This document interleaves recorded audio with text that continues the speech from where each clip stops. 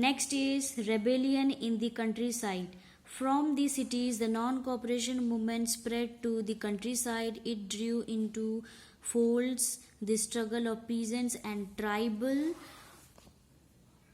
which were developing in different parts of India in the years after the war. So even the tribal people and the peasants were facing problem after the years of the First World War. In Awadh, peasants were led by Baba Ramchandra, a sannyasi who had earlier been to Fiji as an indentured laborer. So in the Awadh, the name of the place is Awadh, where the local farmers were led by the a person named as Baba Ramchandra, who was a sannyasi who had earlier been to Fiji as an indentured laborer. That means forced labor from India to Fiji. The movement here was against talukdars and landlord who demanded from peasant exorbitantly high rents and a variety of other seizures. So the main agenda for the leading by the Ramchandra was that they were revolting against the talukdars or landlords who were demanding from peasant high rent. Peasants had to do beggar or work at landlord farms without any payment. So the local farmers have to work for the talukdars and landlord and without any payment. That means without any salary. As tenant, they had no security of tenure, being regularly evicted so that they could acquire no rights over the leased land. So why they were treated as a beggar? Because they don't have their own land, and due to which they were treated as beggar by the talukdars and landlord. The peasants movement demanded reduction of revenue, that means reduction of taxes, abolition of beggar, that means the people should not treat as a beggar, and social boycott of oppressive landlord. So they demanded the social boycott of the landlords and talukdars from Awadh.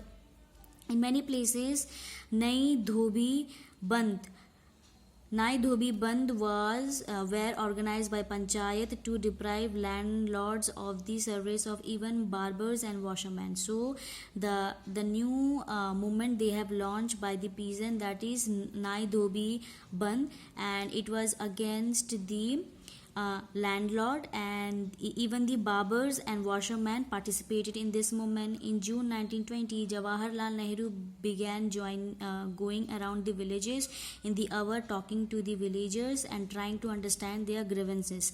So in the year 1920 June, Jawaharlal Nehru began going to the different villages in the Awadh and talking to the villagers and trying to understand their problems.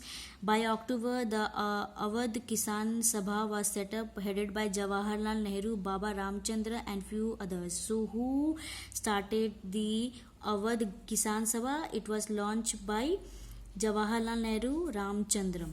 Okay, I remember it.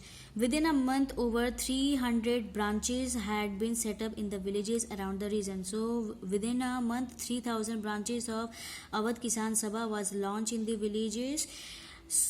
So when the non-cooperation movement began the following year, the effort of the Congress were to integrate the Awadh peasant struggle into the wider struggle. The peasant movement, however, developed in forms that the Congress leadership was unhappy with.